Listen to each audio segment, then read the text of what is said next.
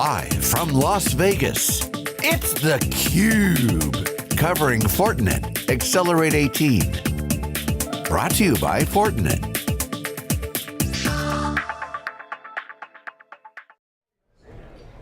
Welcome back to theCUBE. We are live at Fortinet Accelerate 2018.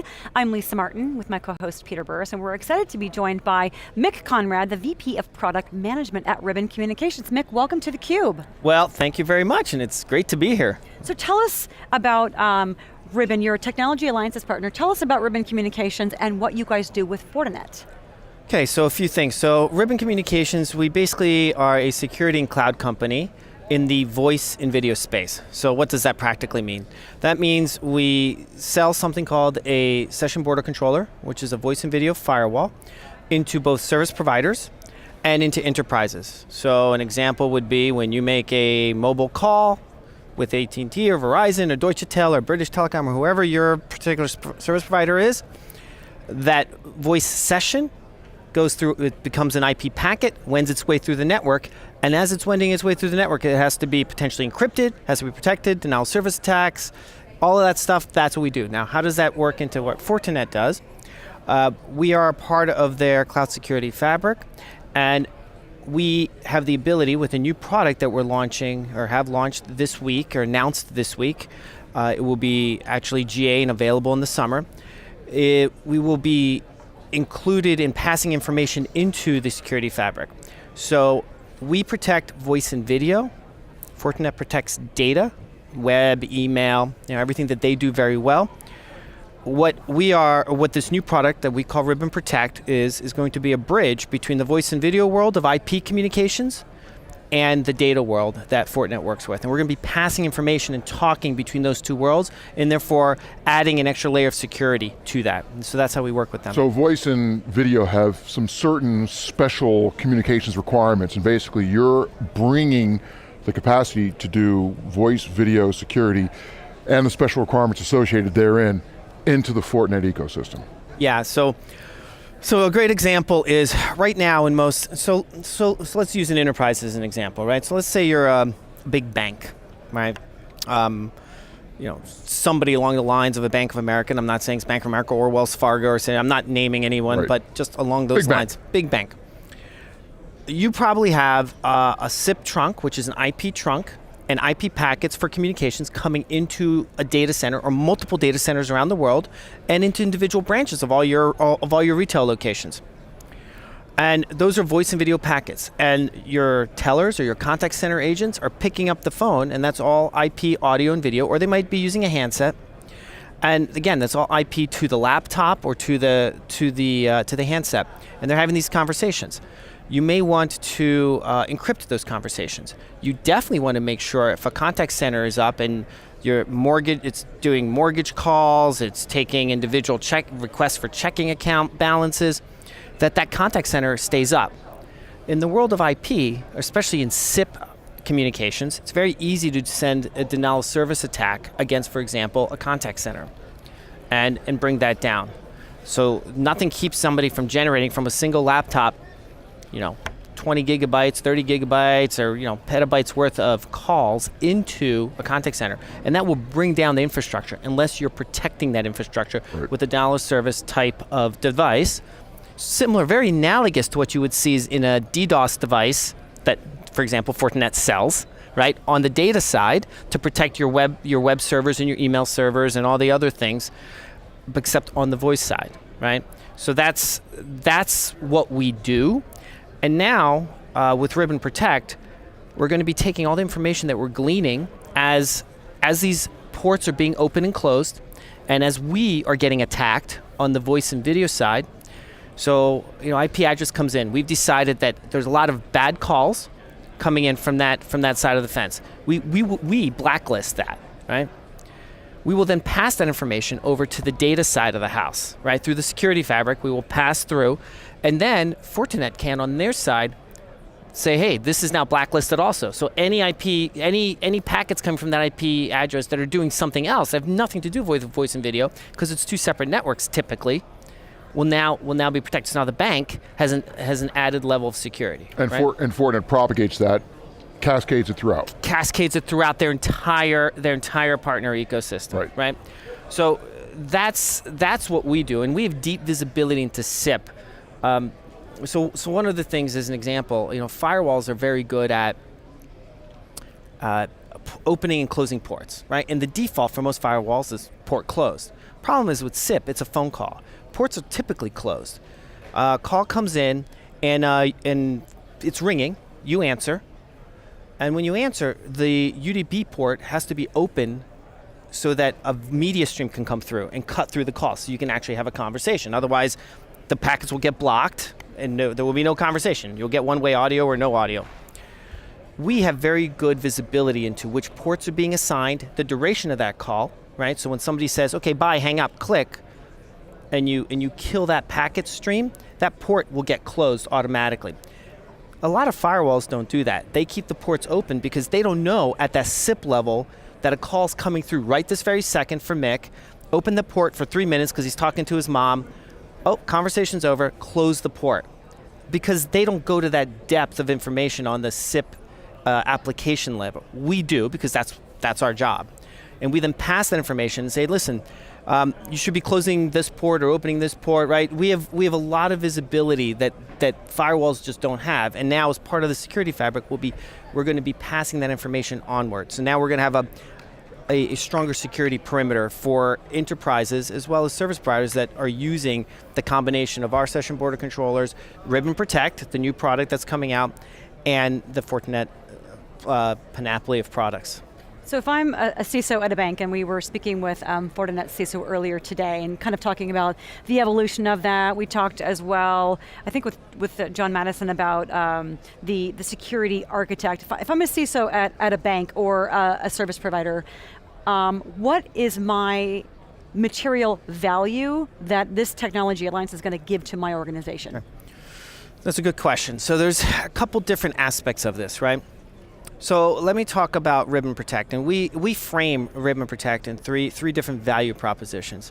One is for telephony fraud or communications fraud. Another one is in cybersecurity threats, and a third one is network visibility. So I'm going to start with network visibility and work my way back up that chain. So there's a value proposition, not necessarily for the CISO, but for the CIO and the people running the communications network, and having really good visibility into the communications network, an end-to-end view across multiple different disparate items. So let me give you an example. Typical bank will have Cisco, they might have Juniper, they might also have an Avaya system when it comes to communications. They might have an old Nortel system. They might have some cloud communications from a Vonage or a Fuse or or Verizon, right? All these disparate systems, all within the one all under this one CIO, right?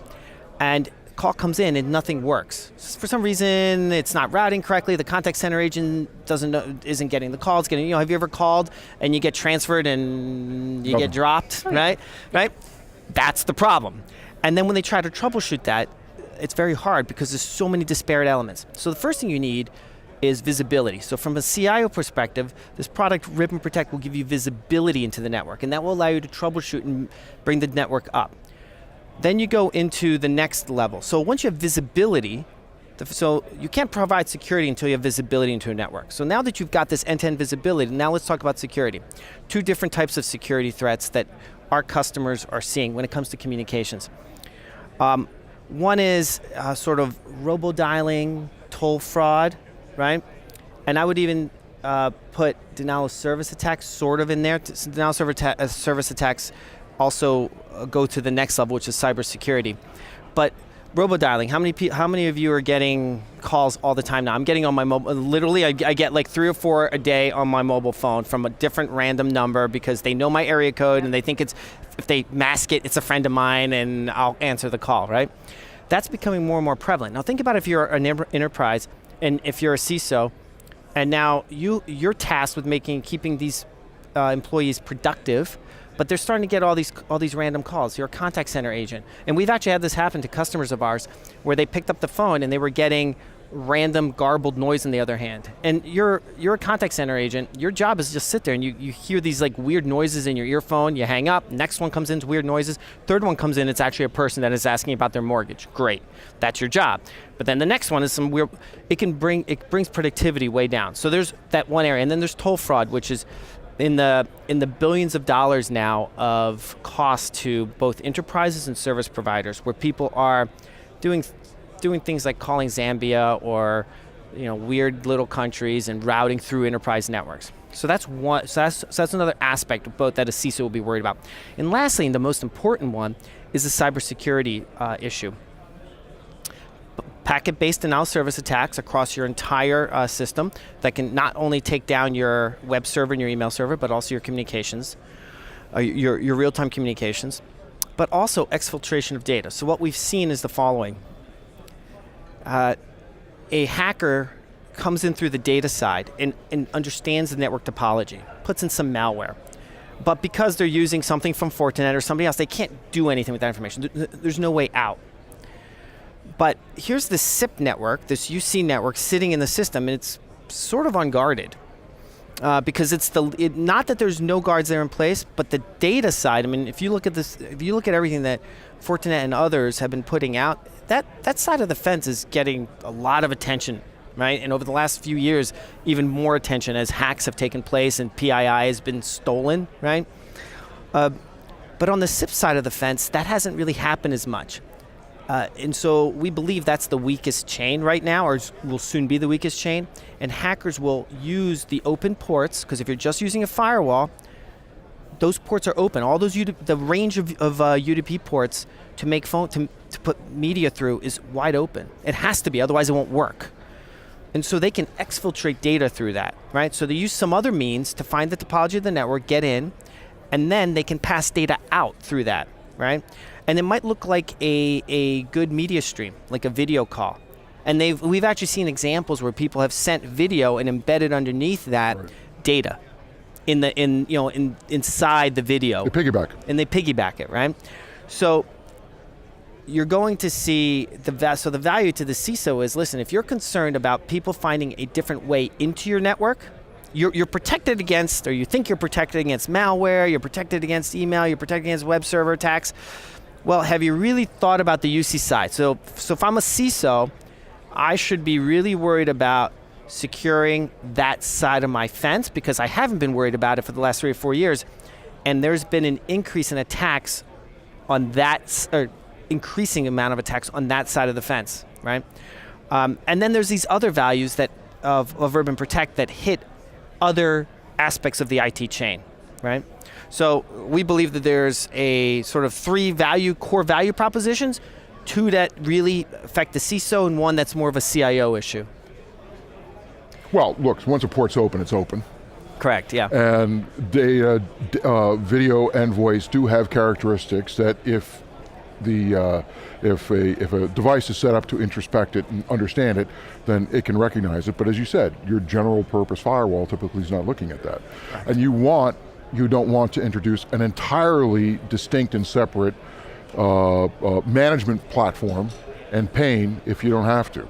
So the CISO gets to see the same pane, while the CIO gets to ensure that voice and video happens and without being hit. Works, yes. And at the same time that the CISO is getting the pane that they need, so they have some visibility into what's going on with exactly, and that's the entire purpose of this product, right? And